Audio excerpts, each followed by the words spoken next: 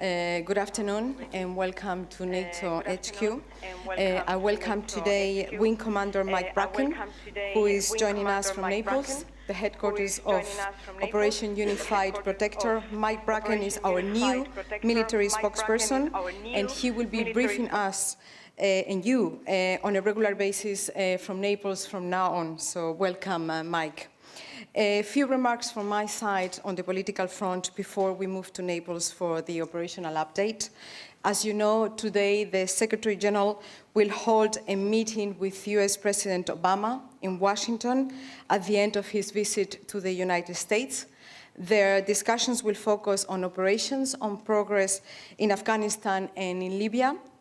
During his visit to the United States, the Secretary General has emphasized the vital importance of the transatlantic bond, and he has also stressed that while the US brings unique capabilities to the alliance, Europeans and Canadians are also making key contributions. And our Libyan mission, where Europeans and Canadians provide most of the air assets, is a clear example of that. The meeting with President Obama will provide an important opportunity to exchange views and ideas as we also start to look ahead to the next NATO summit, which, as you know, will take place in the US next year. Now let me say a few words on Libya. 6 weeks ago, NATO and our partners launched a mission to protect civilians in the country. It is now almost 3 months since the regime threatened to destroy Benghazi and its people. It is 2 months since they attacked Al-Adabiya and Misrata, but the Gaddafi regime has failed to retake those cities by force. In Misrata, Gaddafi forces have been put on the back foot by those that have been defending the city and its vital port. This illustrates a dynamic situation. There is definitely no stalemate.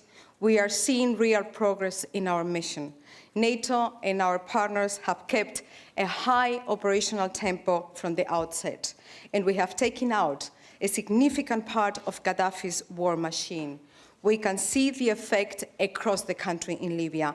Every day, it becomes harder for Gaddafi's forces to launch and sustain their attacks on civilians.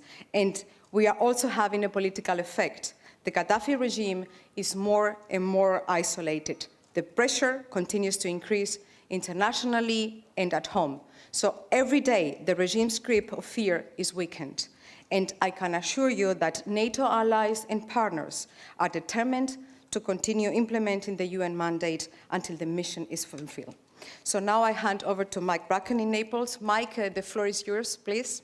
I will provide an operational update on the activity that NATO and the coalition has been undertaking in the area of operations regarding Libya, which are covered by United Nations Security Council Resolution 1970 and 1973. It is important to remember that this is an ongoing campaign to protect the innocent civilian population of Libya from harm. Every nation that is providing people, aircraft and ships is committed to that mission. So let me begin.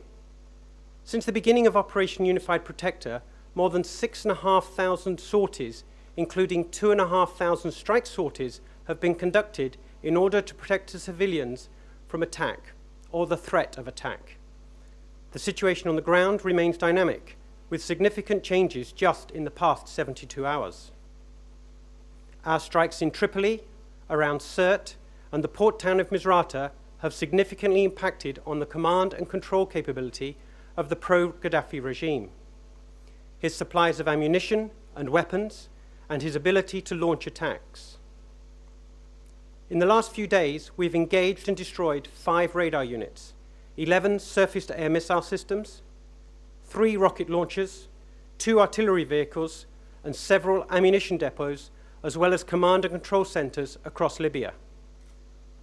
And I can tell you that 2 nights ago, NATO attacked an important C2 bunker. This was a complex in Tripoli. We successfully hit the targets that we were aiming at. This was a known command and control facility which had been coordinating attacks against the civilian population. In Gaddafi's own hometown of Sirte, the rows and rows of ammunition bunkers that had been resupplying his forces in Misrata and Brega have been effectively reduced to rubble, reducing his troops' capacity to attack and, more specifically, diminishing their will to fight. NATO and the coalition will hit pro-Gaddafi forces hard when they are engaged in attacking civilians, supporting such attacks, or coordinating these attacks. NATO's intent is to convince them to stop their immoral and illegal activity. This campaign is not about the attrition of pro-Gaddafi resources. NATO's goal is not to destroy the pro-Gaddafi military, but to deliver the objectives set out by ministers in Berlin. For NATO, what is important is that attacks on civilians are on the decline. Yesterday, NATO had no reports at all of shelling in Misrata. However, we will maintain the pressure until the attacks stop for good.